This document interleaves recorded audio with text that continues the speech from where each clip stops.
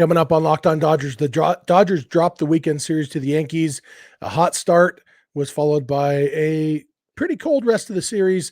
Plenty to talk about from the series. Trayce Thompson injury news, which opens up a spot for a Dodgers top prospect, or exciting prospect anyway. And Bobby Miller pitched great again. We'll talk about him and the rest of the starting rotation and what it might look like in the near future. That's what's on tap. So let's get Locked On Dodgers. You are Locked On Dodgers, your daily Los Angeles Dodgers podcast. Part of the Locked On Podcast Network, your team every day.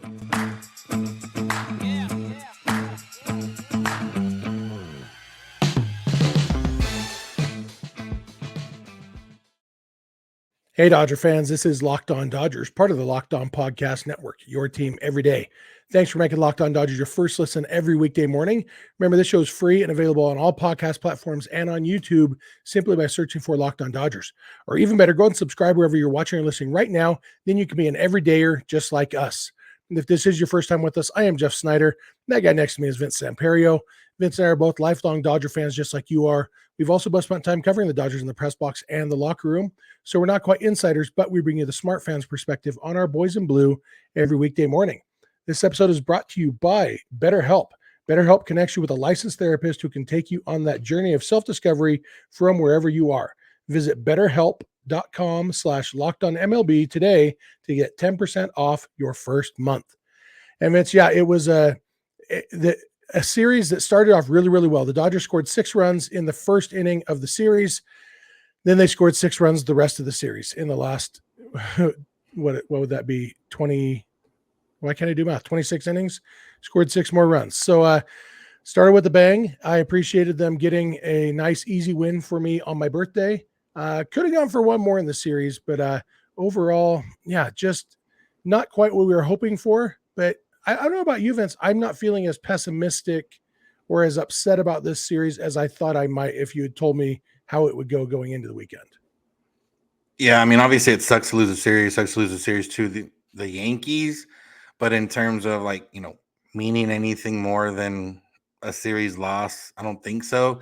I guess you could maybe put this one on top of the series loss to the Rays and say, the Dodgers aren't good against AL East teams at the very least, which wouldn't really matter to the World Series anyways. And if you're putting stock into that, then you put stock into the fact that they beat the Braves in that series, and the Braves are supposed to be one of the best teams, and not just in the NL, but in all of baseball. So, obviously it was a fun first inning, a fun start. Didn't really go their way the rest of the time, but when you look at it and you head into a series and you say, okay, you got Kershaw, Michael Grove, and Bobby Miller starting against the Yankees. You're not necessarily, you don't know what to expect. Even Kershaw, who's coming off a string of 3 starts where he wasn't that great, he set the tone on Friday. Michael Grove, who we'll talk about a little bit later, looked good stuff-wise, just made a couple of mistakes. And then Bobby Miller has continued to show that he might be that guy for the Dodgers. So, there's positives in the starting pitching, even, with the fact that Grove gave up some runs on Saturday. The bullpen is the bullpen at this point. Sometimes they're going to be off a little bit, and that's kind of what happened Sunday. They weren't quite on. Brusdar made a mistake, trying to field the ball, and things like that happen. I guess what could be concerning is the offense. They got shut down by Cole, they got shut down by Herman, but sometimes good pitching beats hitting, and it just happens that way. Yeah, and the offense has been so good recently. Every offense has a couple bad games, and sometimes it's a couple in a row. There's no reason to think the Dodgers have beat plenty of good pitching this year too. I watched, didn't the Dodgers beat Marcus Stroman? Didn't they knock him around a little bit? They beat him. I don't remember if we knocked him around, but we beat him. Not a huge knock around, but I watched him dominate again on Sunday. They've beat some good pitchers this year, and sometimes you lose to the good pitchers. One of the things that kind of gave me hope, the game on Saturday, for example, the Dodgers lost 6-3.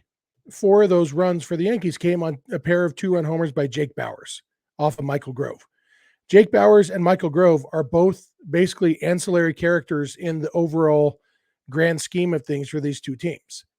If the Dodgers face the Yankees in the World Series, it's highly doubtful that Michael Grove or Jake Bauers will even make an appearance in the series, and so, those losses happened. The games count, but it's not like Aaron Judge and Anthony Rizzo and, Josh Donaldson hit some home runs, but that was the game that the Dodgers won. The games the Dodgers lost, there was that 2 Jake Bauers homers on Sunday. It was two balls that just weren't hit hard enough. That's how the Yankees scored their first 2 runs. Obviously the home run off Caleb Ferguson in the 9th didn't help any. But Caleb Ferguson's probably not pitching the 9th if the Dodgers were up 1-0 instead of down 2-1. But yeah, the first 2 Yankees runs came on infield groundouts that weren't hit hard enough for the infielders to throw guys out at the plate. And it happens. And like you said, if Bruce Argrado makes a better decision on that bunt, just eats it, the Yankees don't score that inning. It's there's so many things, little things. It's just baseball, really. And that's this is why. Even I think this series is a great example of the old saying that I think Tommy Lasorda, at least it was a tribute to him sometimes, but the best teams in baseball, or every team is going to win 60 games and lose 60 games. It's the other 42 games that kind of determine how good your season is. And the Dodgers proved last year, not every team loses 60 games. Sometimes they only lose 51 games, at least in the regular season. But, that basic concept of in baseball, every team loses a bunch of games, and 50, 60 games every year. The Dodgers, even if they play really, really well this year, they're going to have 60 losses or so. And that's okay. Sometimes they happen back to back. The Yankees are a very good team. I think they won more games than any other team in baseball in the month of May. And so very good team. And the Dodgers really were within a couple of things being different of winning the series. Hard to be too upset about that. Obviously, I would have preferred 2 or 3 wins this weekend, but as far as a series loss goes, I feel about as okay about it as I can imagine feeling. Yeah, sometimes it just doesn't line up for you, like I said, pitching wise and everything else. And, like I said, the Yankees, even with winning this series, they're still under 500 against teams over 500. And so are the Dodgers, but, that can change with some teams are hovering around 500. So, that's that, at least at this point in the season, doesn't mean too much. And even then at the end of the season, it doesn't mean too much anyways, because I'm pretty sure you could look at a lot of teams that have won series in the playoffs the last few years, and a lot of them probably had losing records against teams over 500. Do we need to start rooting for the Padres so that they'll be over 500? So that'll help the Dodgers over 500 record. So. Yeah, that would help a lot, actually. So, but I don't know if they'll ever get there. There's treading water over there too. But yeah, for Dodgers, I think the one takeaway I do have from this weekend is that the fact that the Dodgers are going to play the Yankees every year is good for baseball. It was fun, in LA. Obviously, there's a lot of Yankee fans out here. I didn't get to go to any of the games, but it seemed like a good crowd. And there was some loud cheers when the Yankees performed well, and that's good. Dodger fans and or Dodger Stadium got Yankee fans to pay for tickets and concessions and everything. So but I think just in general, playing the Yankees every year is going to be a fun little quirk to the schedule. Even if it's one of those things where even if both teams, for them, wow, they've been pretty good, but even if they're both not that good, it's still going to be one of those games where you get a little ramped up for it. Absolutely. Yeah. And I always think back to 1988 when the Dodgers played the Mets 11 times and they lost 10 of those games, and then they beat the Mets in the NLCS. What happens in the regular season, we learned that last year again. Doesn't really bear on the playoffs. Obviously hope the Dodgers win as much as possible, but hard to be too upset about this one. We're going to come back in a minute. There was actually some pretty big news from Saturday's game about Trayce Thompson and his immediate future on the roster. So thanks for making Locked On Dodgers your first listen every weekday morning, and please keep it Locked On Dodgers. This episode is brought to you by eBay Motors. For a championship team, it's all about making sure every player is a perfect fit. It's the same when it comes to your vehicle. Every part needs to fit just right. So the next time you need parts and accessories, head to eBay Motors. With eBay Guaranteed Fit, you can be sure every part you need fits right the first time around. Just add your ride to My Garage and look for the green check to know the part will fit or your money back. Because just like in sports, confidence is the name of the game when you shop on eBay Motors. And with over 122 million parts to choose from, you'll be back in the game in no time. After all, it's easy to bring home a win when the right parts are guaranteed. Get the right parts, the right fit, and the right prices on ebaymotors.com. Let's ride. eBay Guaranteed Fit, only available to U.S. customers. Eligible items only. Exclusions apply. All right, we are back. We want to thank you again for making Locked On Dodgers your first listen every weekday morning. If you're not an everydayer, become an everydayer. How do you do that? You watch or listen every day. Super. It's right there in the name. You can do that. Hashtag everydayer. We love hearing from you guys. We appreciate all the support we get for this show. We love talking Dodgers with you. If you are watching on YouTube, we'd love to hear from you in the YouTube comment section. If you're listening on the podcast or elsewhere, we'd love to hear from you through social media or email or whatever. We'll give you all that contact info at the end like we always do. And we want to remind you, the Dodgers are off today as they travel to Cincinnati. But on game days, if you can't be in front of your TV watching the game, you can always listen to it on SiriusXM or the SXM app. Just search for Dodgers on the SXM app, and you will get the hometown radio broadcast and check out the Dodgers that way. Great way to watch the Dodgers. And if you want to listen to this podcast on the SXM app, you can do that too, just by searching for Locked On Dodgers. Again, right there in the name of the show. So big news on Saturday, Vince. Trayce Thompson, pinch hit. The Yankees brought in Wandy Peralta. He faced 3 pinch hitters, and all 3 of them got on base. One of those was Trayce Thompson, who drew a walk. And unfortunately for him, during that at-bat, plate appearance, I guess, if you want to get pedantic about it, it wasn't an at-bat because he walked. But he did have a check swing, and on that check swing, he hurt his oblique. And Dave Roberts said immediately after the game that it was definitely going to be an IL stint. On Sunday before the game, he said it's at least a month that he's going to be out. Obliques are notoriously hard. You know, everything you do in baseball, whether you're a pitcher or a hitter, involves rotation of your oblique. It's a really hard injury, and it's something I think teams over the years have gotten more and more careful about making sure guys come back from as slowly as possible, because you can feel great, and then you go out there and you swing, you're like, oh, I wasn't great, and you start all over. I would guess that with Trayce Thompson and what he's been contributing or not contributing, as the case may be, maybe they just immediately wanted to go to the let's take at least a month off. And even if it was super minor, it's not that they're looking for an excuse to get Trayce off the active roster, but I would guess if everybody took some truth serum, that we would hear that not too many people in Dodgers management were super heartbroken about this from a baseball standpoint. Yeah, and the fact that it's his oblique, like it wasn't like a broken leg, something like that, to where oblique's gonna heal. It's just gonna take a while. So Trayce Thompson will be fine. But yeah, I mean, if there was a way to say, hey, let's get a month of runway of what Jonny DeLuca looks like, and not have to get rid of Trayce right off the bat, this would be the way it would go. And that's kind of how it is. I don't know if you mentioned it, but yeah, Jonny DeLuca got called up for Trayce Thompson. So we're finally going to get a look at him. Dave Roberts said he'll play some center, he'll play some left, he'll start against left-handers, which would mean he would be probably going to start on Wednesday. The Dodgers are supposed to face a left-hander on Wednesday. And if you just need a reminder, Jonny DeLuca started the year in AA, went up to AAA, hit very well in both spots, had a 970 OPS in 32 games in AA, had a 923 OPS in 17 games in AAA, 14 combined homers, not too many strikeouts. At least from what we're used to, 11 doubles, a triple. So, and even had 12 stolen bases. So, a guy that was added to the 40-man over the offseason. We talked about him a couple of times, just, a couple of times in passing and a couple of times as, we might see this guy. And then over the last 2-3 weeks or so, we've been actively campaigning essentially to, get him up and see what he can do. And now we have that chance. And it's going to be good. At the very least, something that we talked about is he can come up and pitchers won't know him very well, and he can take advantage of that for, a month or so until pitchers start figuring him out.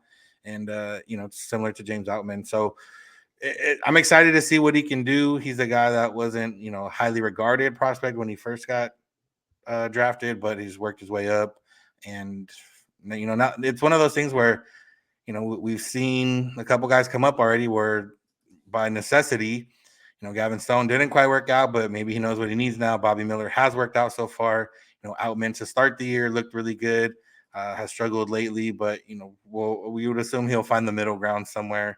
Miguel Vargas has had a interesting year, but again, he still looks good defensively, and offensively, he's still trying to figure things out too. So, if there's one thing you want to know, and especially with a guy like Jonny DeLuca, is can he play? And if he can, then that changes the Dodgers desperation. I don't know if that's the right word for somebody at the deadline, but it kind of puts things in perspective. Okay, like, do we need this, or is it a little bit of a luxury?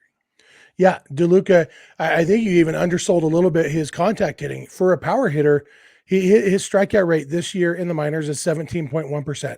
His overall strikeout rate in his minor league career is 16.5%.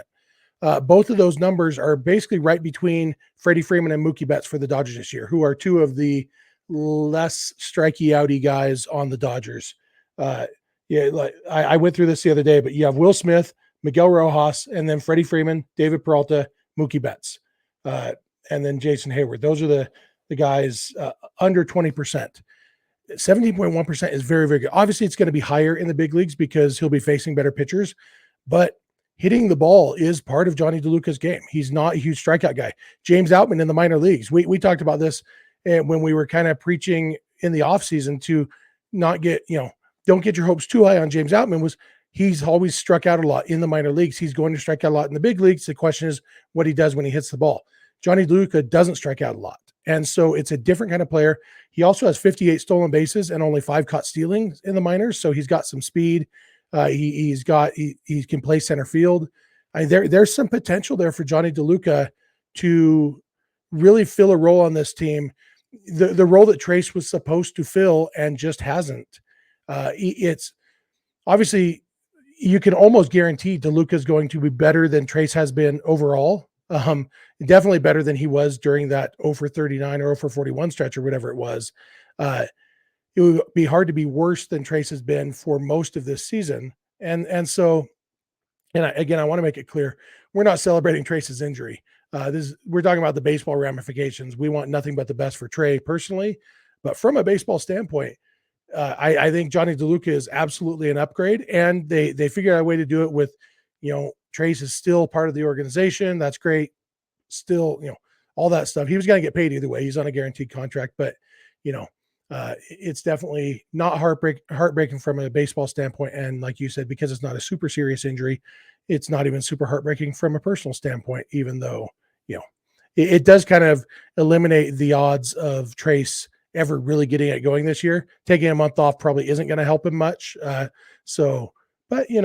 Stranger things has happened, and maybe it does. Maybe Trayce comes back and he's totally fixed, and this ends up being a win-win that some time off gets him going too. But either way, I think the Dodgers are a better team now than they were Saturday morning, slightly. And, we'll take upgrades wherever they are. Yeah. I think the funniest part with DeLuca is that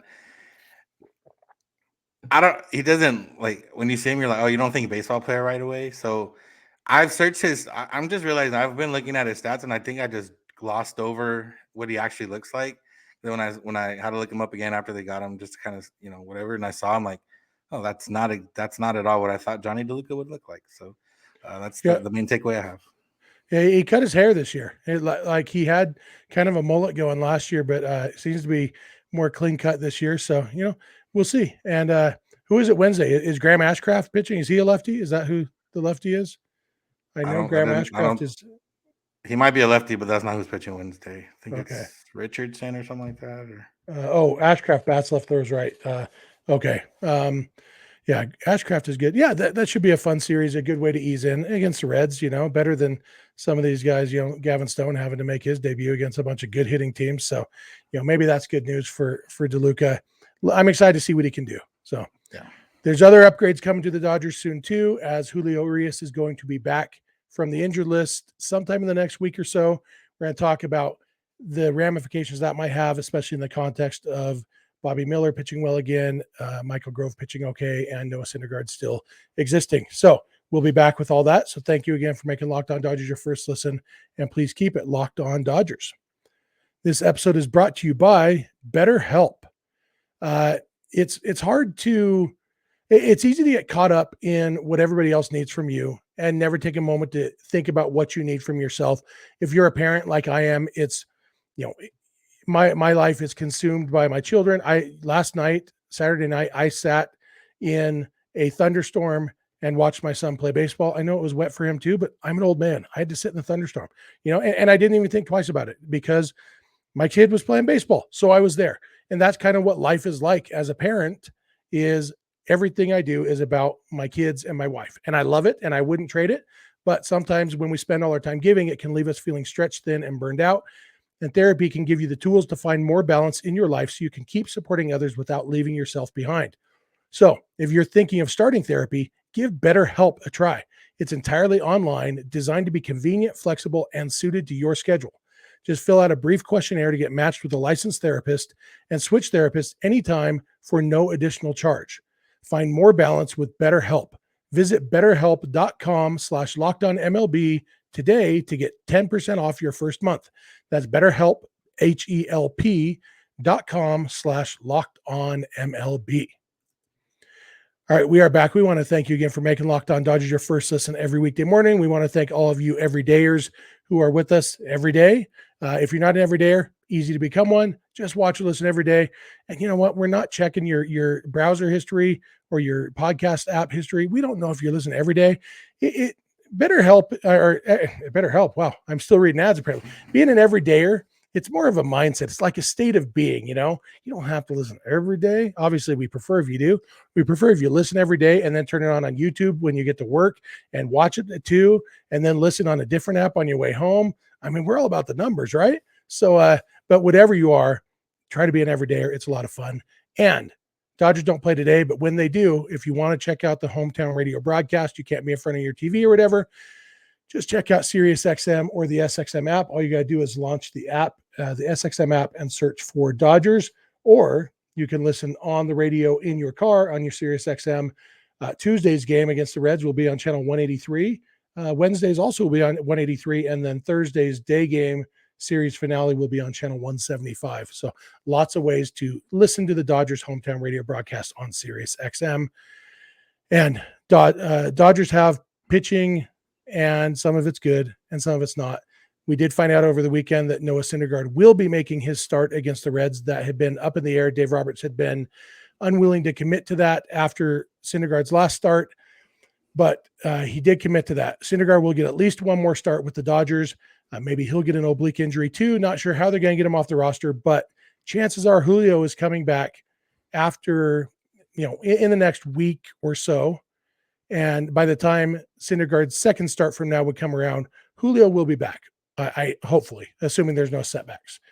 We watched Bobby Miller pitch his third straight gem. This time was the best of all of them. 6 innings, 1 hit, no runs against the Yankees. Like I said, won more games than any other team in baseball in the month of May. Very good team. Yeah, Aaron Judge wasn't in the lineup, but the Yankees aren't just Aaron Judge and a bunch of scrubs. They are a well-built team that's built to win, and Bobby Miller shut them down. But Aaron Boone said afterwards that he was as advertised. He was very impressed with this stuff. And even Michael Grove, other than 2 bad pitches to Jake Bauers, he pitched really well. I don't think there's any way, once Julio's healthy, I don't think there's any possible way to actually say with a straight face that Noah Syndergaard deserves to be in a 5-man rotation on the Dodgers, right? That's correct. I mean, he wouldn't. Does that mean he's not going to be on the team? I don't think so. If all goes well, I think it is a phantom IL stint, as we call it, coming for Noah Syndergaard. I mean, he keeps saying that, he's just, he's gotten a hypnotist. He's trying to figure out his mechanics, and, he feels that it's still in there. And that might just be the competitive nature of someone like him, like thinking like, it's still in there. Like, like me, I could say, oh yeah, I could go on the football field right now and, go play 3 downs. Like, no, I can't, but I could think that. So, it's possible with that, but maybe phantom IL, whatever they want to call it. And then he goes and figures himself out. And just for the simple fact, like, you don't want to let him go. And then unfortunately somebody else gets hurt, and then you're kind of stuck in a weird spot. So that's what I think is coming. But yeah, I mean, Bobby Miller at this point, I mean, we talked about it last week, not knowing what his innings limit is or whatever it is in the rotation at this point. Michael Grove, with the stuff that he showed on Saturday, despite giving up the couple home runs to Bauers, Michael Grove came out firing. His fastball would touch 98 at one point. He was averaging 2 miles an hour faster than before. His curveball was up a mile and a half miles per hour, or 1.5 miles per hour. The slider was up. He got a bunch of swings and misses.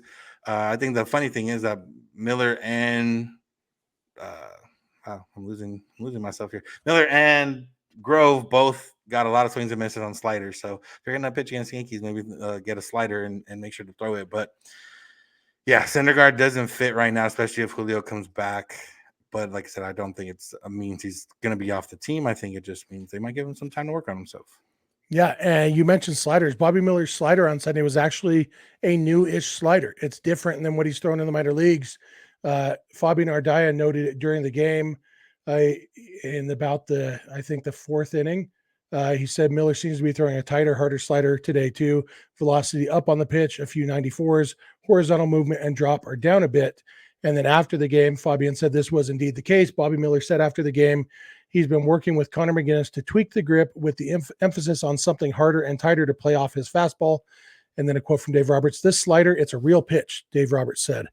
It as Dodger fans, as Clayton Kershaw fans, it's hard not to think of Clayton Kershaw when we think about a guy who already had great stuff and then added a slider, and this isn't adding a slider. This is tweaking a slider, but Bobby Miller already had more pitches than Clayton Kershaw does. And if one of them is now in more effective slider to play off that 100-mile-an-hour fastball, it's I love that he is working on improving even as he's pitching in the big leagues, and recognizing that even though the first three starts have gone well, the scouting report will get out on him, all this stuff. It's going to get harder and harder to pitch in the big leagues. And so he does have to keep improving.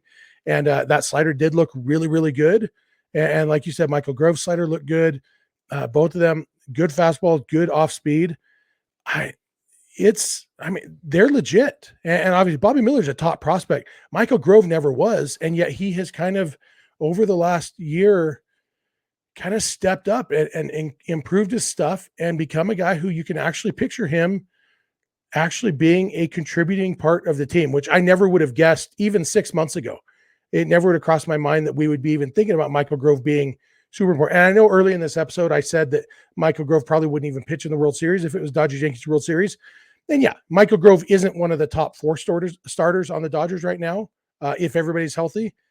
But, he could play himself into at least a long relief role on the postseason roster and pitch some very important innings out of the starting rotation during the regular season. Yeah. And if he has the stuff we saw on Saturday, he could factor at some point into the rotation as a whole, even when everyone's healthy. The one note on Miller real quick, I think, Saris either talked about it or tweeted about it. I saw another tweet, not from him, but they had tipped him. It says Bobby Miller is one of 7 starting pitchers with 4 pitches with stuff plus over 100. Stuff plus is, one of those analytics, but his curve, his fastball, his changeup, and the slider are all above average stuff, with the slider being the most above average of all of them. So that's 4 pitches that are above average in terms of the highlight, like the nature of the pitch. Yeah. And I remember when I talked to Keith Law this offseason, he said, or no, it was one of those prospect groups said that Bobby Miller's 100-mile-an-hour fastball may be his fourth best pitch. And that might've been hyperbole, but we've seen he's a good he pitches well. So I think that's going to do it for us for today. Right, Vince? That's it. Another day off for tonight. Day off on Monday. So we'll do a mailbag episode tomorrow. Get your questions in. Thank you again for being an everydayer. If you're not, become one. It's really easy. Just watch or listen every day. If you want to check out the Dodgers games, the local hometown radio broadcast, when you can't be in front of your TV, you can do that on SiriusXM or the SXM app. Just launch the app and search for Dodgers. You can follow us on Instagram and on Twitter at Locked On Dodgers. Vince is on Twitter at VinceSense91.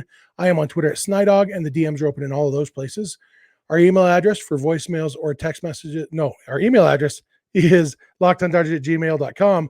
Our phone number for voicemails or text messages is 323-863-LOCK-5625. We are here every weekday morning, and we hope you'll be here with us. When you get in your car or sit on your couch, tell your smart device to play podcast Locked On Dodgers. And remember, you don't have to agree. You just have to listen. We'll talk to you tomorrow. Have a good one.